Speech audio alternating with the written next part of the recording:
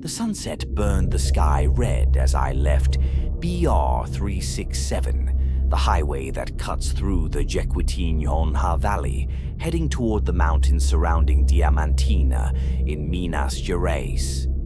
Asphalt soon gave way to narrow curves and steep hills, where colonial mansions and Baroque churches rose in the distance, etched against the mountains. Their towers caught the last rays of light, like ancient sentinels. It felt as if the city itself was breathing secrets. My name is Renato, 32 years old, a nursing technician. The job was simple. 2 days caring for a bedridden old man on a remote farm, then back to Belo Horizonte. But as I drove, the road seemed to close in on me. The AM radio picked up a station from Congonhas until it was swallowed by metallic static. My cell phone had lost signal back in Curvelo. Silence filled the car like an invisible passenger. I entered a dirt road flanked by tall eucalyptus trees, forming a tunnel that blocked part of the sky. Dust rose like artificial fog, painted orange by the fading sun. Birds scattered in flocks, and a broken water trough leaned against a fence. The smell of dry earth mixed with burned grass clung to my lungs. On the horizon, a colonial farmhouse emerged, its long veranda buried in the mountain's shadow. I stopped at a rusty blue gate. Fresh tire marks cut through the dirt, but no lights glowed inside. To the side, a green Volkswagen Beetle sat abandoned, doors ajar, coated in thick dust as if it had been left decades ago. I honked. The sound dissolved into the countryside without echo. I pushed the gate open and drove in. Each bump of the uneven road made my stethoscope rattle inside the bag like a funeral bell. I killed the engine at the veranda. The night air seemed too loud. I stepped out, gripping the car key in my fist like a talisman. The veranda stretched out, the iron wind chime hanging still despite the mountain breeze. The silence was so dense it forced me to hear my own breathing. The front door creaked open with a sharp, dragging sound. Inside smelled of damp wood, mold, and kerosene. A lone oil lamp flickered on a table, casting long, warped shadows across the walls. No signs of modernity, no television, no telephone. Only ancient furniture, wooden crucifixes, and sepia photographs. "Are you the nurse?" a rough voice asked. A thin woman appeared, gray hair tied back in a bun, plain dress. Her eyes pierced through me. She only pointed down a dark hallway. I followed, each step echoing on the wooden floor. The corridor felt longer than it should. Paintings of saints and stern family portraits seemed to track me. At the end, a half-open door. Inside, the old man lay on an iron bed, struggling for breath, eyes fixed on the ceiling, fingers trembling under the blanket. As I unpacked my equipment, I froze. He was whispering the same phrase over and over. "They don't let me sleep." His pulse was weak but steady. The woman entered quietly, carrying a bowl of warm water. She set it down without meeting my gaze. "Does he say that every night?" I asked. She hesitated. "Since they opened the new road. He says the souls no longer stop in town. They pass through and come here." My throat tightened. In Diamantina, ghost stories are everyday lore. Phantom processions, bells ringing by themselves, voices in the Espinhazo Mountains.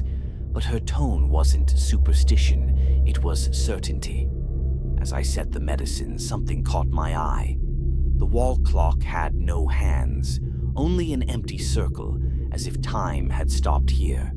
Beside it, a faded photo showed the house surrounded by dozens of people dressed for a party. All of them stared directly into the camera with solemn eyes. "He mustn't be contradicted," the woman whispered suddenly. "If you hear noises, don't leave this room." Before I could ask, she shut the door.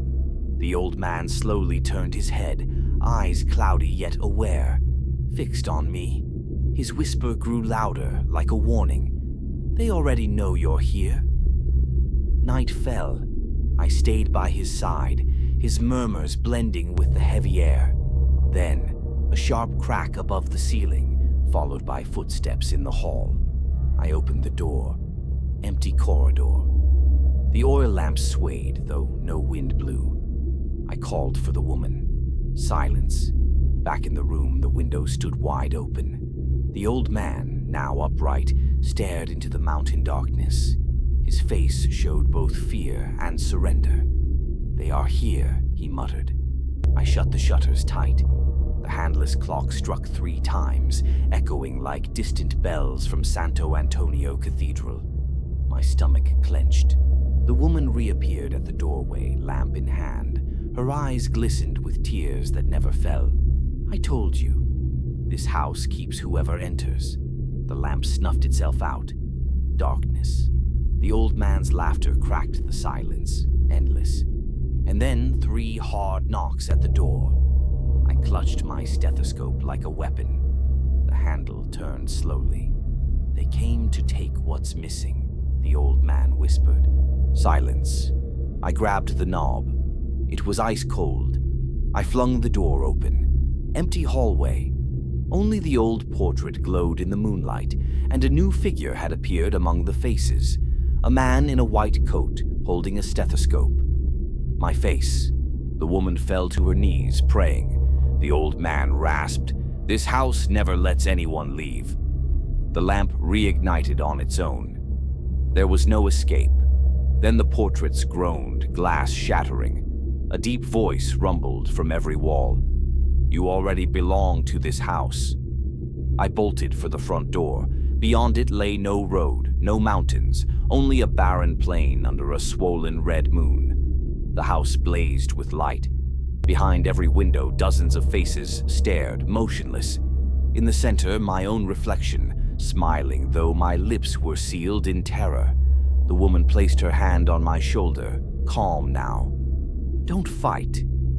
"No one ever leaves," the old man's laugh multiplied, filling every wall, and for the first time I realized I was laughing too. The next morning, travelers along BR 367 swore they saw the abandoned farmhouse on the hill, windows broken, walls strangled by weeds. But as they drew closer, they heard, clear as day, laughter inside. Dozens of voices breathing in unison with the house itself. Some say among the laughter, another voice cries out in despair, "I only came to care for a patient." And even today, anyone stopping near the blue gate claims to see, in the dusty window of a licenseless green beetle, the reflection of a man in a white coat, silently watching.